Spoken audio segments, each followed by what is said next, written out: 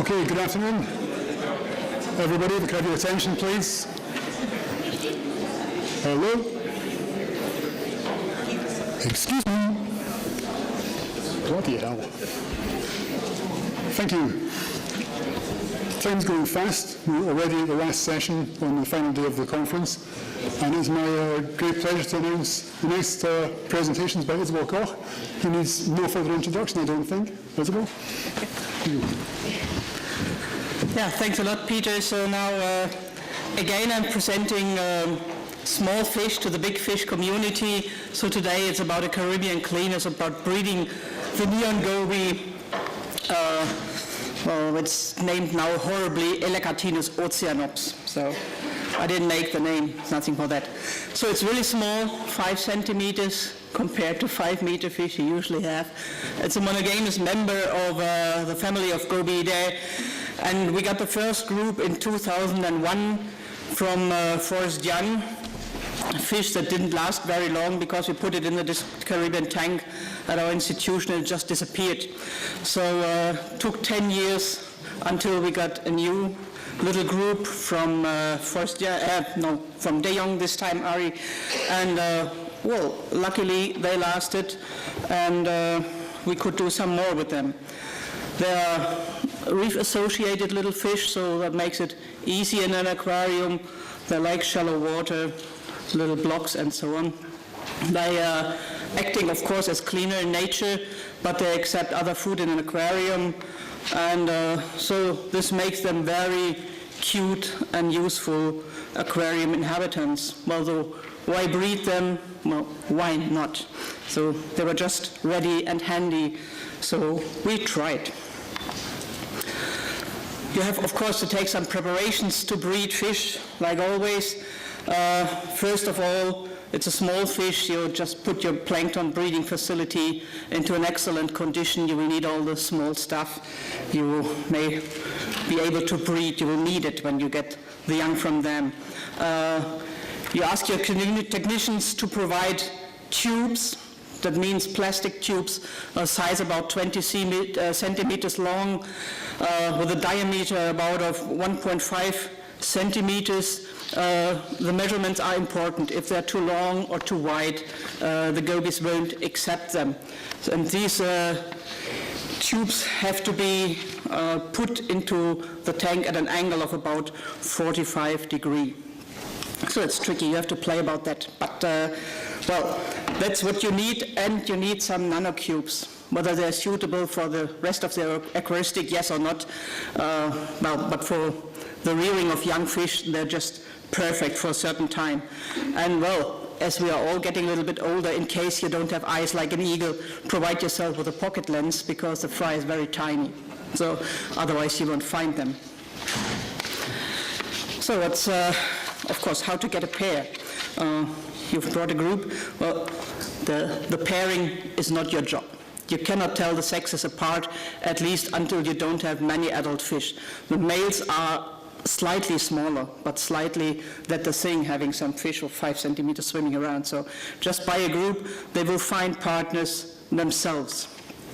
But then your job is very important.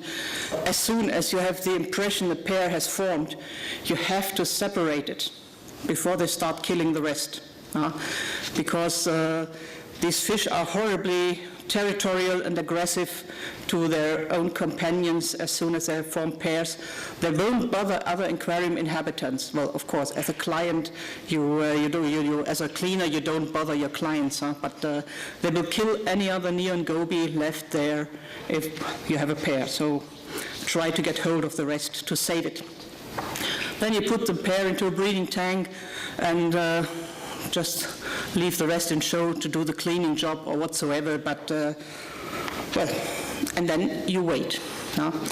Can't tell you how long it takes, but you will see that sooner or later you get some strange activities in that breeding tank, and the first sign that you have done it properly, that means that the tube is really done as the gobies like it, is that the male is really spending a lot of time inside the tube. It's cleaning it, it's defending it, it's going in and out.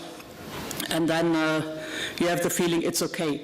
If they don't have a look at the tube at all, you can ask your technician to build new tubes, and you have done something wrong. So when, well, I have to admit, we never saw any mating. But you will see when the female is getting pregnant, you see that she's getting really a bit more of volume, and the eggs are visible through the skin at the belly. So, and she also often disappears into the tube. And one day she will come out of the tube very slim, and then you know her job is done. It's really done because when the eggs are laid, it's mainly the male who will guard the egg and tend about them. The female just stays close by. But well, when you have a water temperature of about 26 degrees, the young will hatch after approximately 12 days. So if you haven't bought a pocket lens by now, it's time to do it then.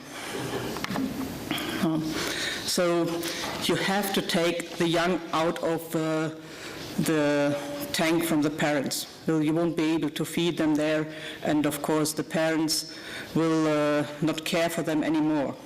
They will eat them possibly, because otherwise they will be occupied immediately with producing the next eggs. So, okay, you take your pocket lens and you try to go fishing for 2 millimeter transparent fry. It's very nice. So you've provided, I hope you did so, your rearing tank with green water. Green water, we use it nearly for every young fish to grow up. That means you have the normal seawater and you add 1 or 2 cups of phytoplankton. That makes the water greenish, which gives comfort to the young. They don't feel presented in clear water, visible to every enemy. And of course, with every gulp of water they take, they get maybe some vitamins. So green water, and then you scoop them out with a sort of a little bucket or a cup or whatever, and transfer them into their rearing tank. Don't use a net. I mean, you can use something with a very, very fine mesh, but you cannot fish them with a normal net. That will just destroy them. So if you have a very fine gaze you use for separating Artemia and Nauplea, that maybe works, but we did it with an espresso cup, so maybe. So you get the young, very tiny, told you 2 millimeters, and that needs, of course, very tiny food. Except with the green water, for the first 3 weeks, they will just feed on Artemia. We enrich, not Artemia, Brachionis. The Brachionis is enriched with a mixture of vitamins and cipasalco, so that's enough for the first weeks, and as you don't see them really feeding, you just have to add, well, just as much as you have. After 3 weeks, you can switch to copper pods, and next week, newly hatched Artemia. You cannot switch directly to newly hatched Artemia, then they will die. It seems that copper pods are important in rearing these guys. So when big enough, you can mix the newly hatched Artemia with very small mysids and also with small frozen items. They will switch very easily from live to dead food. That doesn't take very long. And from then on, the food management will be very simple. They end up with feeding pellets. So, of course, if there's nobody to be cleaned, if they have cleaning jobs, that will be enough. But normally, later on, after that first phase with the live plankton, they are very easy to feed. Of course, which is a little bit nasty, is the young ones are as territorial as the old ones. Not as long as they are transparent, but as soon as they get colored, you better separate them. And they show the first tiny hinge of blue after 6 or 7 weeks. So then you have to be prepared to offer the next bigger tanks. Bigger tanks means a tank of about 100 liters will be good enough for 50 young, if you have a lot of hiding places inside there, for about 50 young until they reach sexual maturity. That will be after approximately between 5 and 6 months. So, well, that means as soon as they get the first tiny hinge of blue, start asking somebody who wants to have young neon gobies, because otherwise later on you end up with your whole facility being stuffed with single pairs, liking to kill the neighbors. Okay, but well, for the adults, I can tell you, if you're dreaming about putting a lot of pairs nicely in your set, that does not work. 1,000 litters with 2 pairs, we will end up with 1 pair, or if you're unlucky, with 1 male having killed by hazard his female too. So how do they get to that? Come on. How to become a cleaner goby? Well, there's good news. Cleaner gobies are naturals. You don't need to teach them. And obviously, the Caribbean fish have very clear ideas about who is their correct cleaner. For example, we have an aquatus, a drum, and before we had these neon gobies, we just gave him a normal cleaner resi, Laboridus dimidiatus, to clean him. He didn't like that. He ran off that cleaner. He shook him off. He bit him. Nothing to do. As soon as we gave him the cleaner goby, he felt perfectly at home. Unfortunately, that does not apply to all Caribbean fishes. We also put a pair into the tank with the bigger fishes, with the Holacanthus ciliaris. That was fine, but there was also a hogfish in there. And now I know why the German word for hogfish is Schweinsfisch, because he really acted like a hog. He ate the goby. So with Bodianus pulchellus, cleaner goby does not work. On the other hand, we don't know if a cleaner goby from the Caribbean would clean Indo-Pacific fish. That we will never know because we don't mix the oceans. With the commercial aspects, of course we do it for fun, but you can get really hundreds of young from 1 pair within 1 year. So the reproductive phase of a pair, once you have found it, it lasts 1 year. So I assume that in nature these fish won't get older than 2 years. In an aquarium you can expect them to live 3, maximum 4 years, but they will breed only for 1 year. So, but you get a lot of young. And yeah, but and of course it's a very nice experience to breed it. But far too expensive to be of commercial interest for trade. It's expensive to produce the food, you need a lot of time from your staff and so don't go calculating, you say I have 100 gobies each, €8 each, that will not work. So it's just a very time consuming, but a nice experience and a valuable experience. I really take this for teaching young staff and for the old staff to see how much work it is to breed instead to buy. So at least it's difficult to buy small things because sometimes the shops just say, oh no, we don't have that fish, we cannot get it. Well, so what is the future of this goby? Of course, it depends just on availability of staff because there are many interesting species, there's not so many space. And if the right man is at holiday, so then he won't find the next fry. That always depends a bit on people present there. But it also depends on demand for the species. If I breed a lot of them and nobody wants them, I will stop breeding because once I've plastered my whole burrow with the neon gobies, it's enough. So, but normally the future should be bright because it's a cute little creature, it's nice to other aquarium inhabitants, and well, of course it's a nice cleaning story apart from the normal cleaner resi.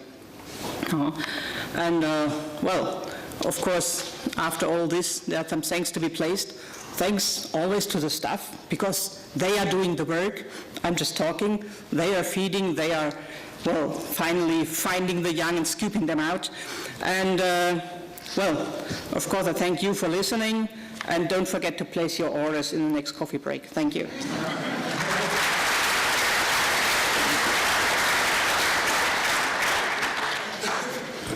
Okay, thank you, Isabel. Are there any questions? No, I have saved time on the schedule, I mean. You have. But I have a question for you, Isabel. Yeah. I take it in the first 3 weeks of their lives, cleaning the tank must be very difficult. So how do you look after water quality? No, that's really not the problem, because when you have a lot of them, even in in a small tank of about 20 or 25 liters of water. As you feed them in the first 3 weeks mainly with live food, you don't have to care about the water quality. In that time, we did change basically nothing, because if you really take some water out, you take quarter of your fry out with it. So at that time, you don't have to care. After 4 or 5 weeks, they're big enough, then you can carefully scoop them and try to start with water changes. But really, in the first 3 weeks, you just do nothing. Well, it makes life easier, so thank you very much. Thank you, Isabel.